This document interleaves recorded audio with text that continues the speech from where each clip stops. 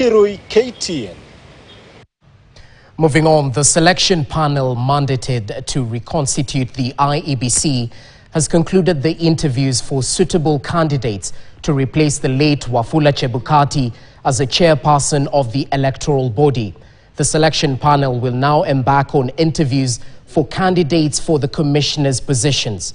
From the 11 candidates interviewed this week, the panel will subsequently forward 2 names to the president.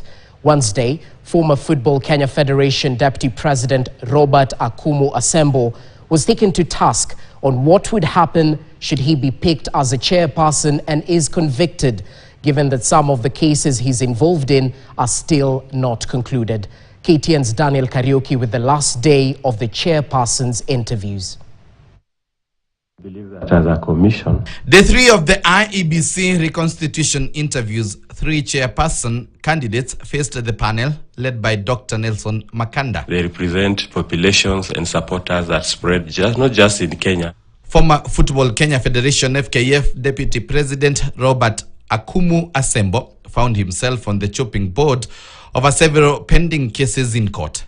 You've been accused of forging court documents over minor in a children's court matter. Are you aware of that? What are the circumstances? I saw that, in fact, the only memorandum that I was forwarded to by the commission. As advocates, we don't produce documents.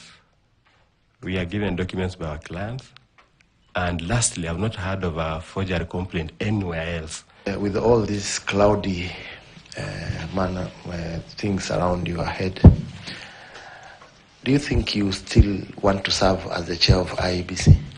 Yes, indeed, because those are accusations which will have to be determined and concluded, and my innocence, once proved, will be it. So it has nothing to do with this job, because until they convict me in those regard, then I think I'm still innocent. This as the lawyer eyeing the chairperson position was put to task over the status of his practicing certificate. Saul Simiyu Asilwa could not state clearly whether he was eligible to apply for a practicing certificate for 2025 or not.